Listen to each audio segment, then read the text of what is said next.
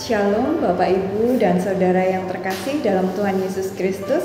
Saya berharap kita semua dalam keadaan sehat. Senang sekali hari ini kita bisa bertemu kembali dalam renungan tengah minggu GKJ Maki di minggu yang keempat. Baik, sebelum kita bersama-sama akan belajar tentang firman Tuhan, mari kita berdoa. Tuhan Yesus yang baik, kami bersyukur Tuhan untuk setiap kebaikan-Mu di dalam hidup kami. Saat ini kami rindu untuk mendengarkan sapaan-Mu melalui firman-Mu. Kiranya Tuhan memberkati kami sehingga kami dapat mengerti dengan baik akan firman-Mu. Di dalam nama Tuhan Yesus kami telah berdoa. Amin. Baik Bapak Ibu, renungan kita pada hari ini diberi judul Berbahagialah, dan firman Tuhan yang menjadi dasar renungan kita diambil dari Mazmur 119 ayat 1 sampai ke 8. Mazmur 118 ayat 1 sampai 8, mari kita baca bersama-sama. Bahagianya orang yang hidup menurut Taurat Tuhan. Berbahagialah orang-orang yang hidupnya tidak bercela, yang hidup menurut Taurat Tuhan. Berbahagialah orang-orang yang memegang peringatan-peringatannya, yang mencari Dia dengan segenap hati, yang juga tidak melakukan kejahatan, tetapi yang hidup menurut jalan-jalan yang ditunjukkannya. Engkau sendiri telah menyampaikan titah-titah-Mu, supaya dipegang dengan sungguh-sungguh. Sekiranya hidupku tentu untuk berpegang pada ketetapan-Mu, maka aku tidak akan mendapat malu apabila aku mengamat-amati segala perintah-Mu. Aku akan bersyukur kepadamu dengan hati jujur apabila aku belajar hukum-hukum-Mu yang adil.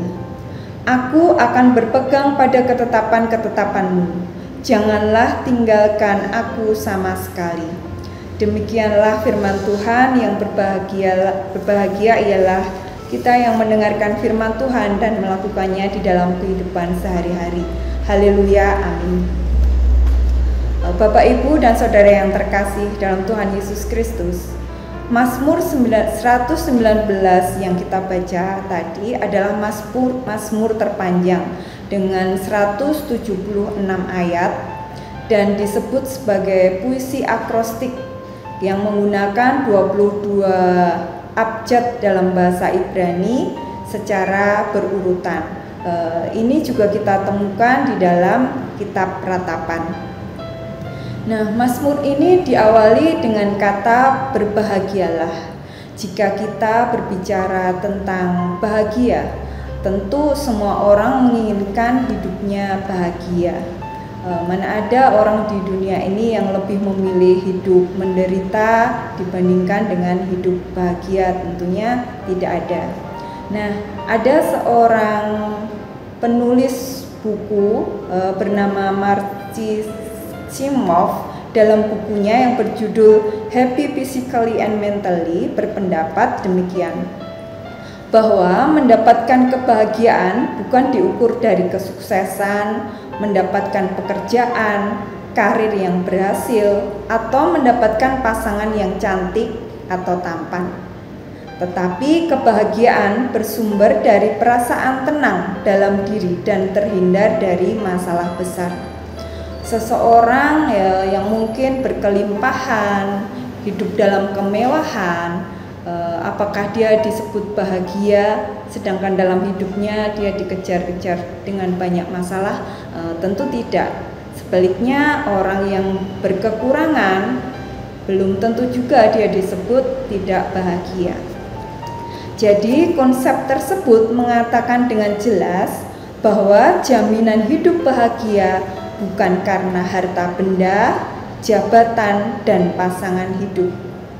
Dari sini nampak bahwa kondisi kebahagiaan dikarenakan oleh kondisi batin yang baik. Nah, Bapak Ibu, itu tadi konsep kebahagiaan menurut Marci Simov. Lantas bagaimana kebahagiaan menurut firman Tuhan atau menurut pemazmur?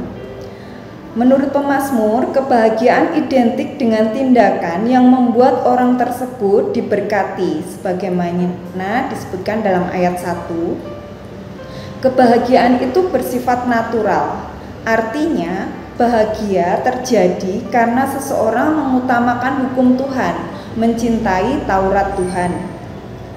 Bahagia yang bersifat murni dari Tuhan, bukan dari dunia ini. Dan disebutkan pula bahwa kebahagiaan itu tidaklah pasif, lebih kepada perbuatan yang aktif. Karena orang yang menyukai hukum Tuhan itu tidak berdiam diri, namun menjalankan atau melakukan hukum Tuhan tersebut. Jadi Bapak Ibu, kebahagiaan itu tidak datang dengan sendirinya, tetapi kita harus mengusahakan. Tuhan sudah menyediakan kebahagiaan untuk kita dan tugas kita adalah untuk mencarinya. Bagaimana caranya? Yaitu dengan menjalankan atau melakukan hukum Tuhan tersebut. Dengan mencintai hukum Tuhan, maka akan menjauhkan kita dari kefasikan atau perbuatan yang bercela di hadapan Tuhan. Setelah kita tadi belajar apa itu konsep kebahagiaan menurut firman Tuhan, menurut pemazmur, sekarang pertanyaannya adalah, siapakah yang berbahagia dan diberkati itu?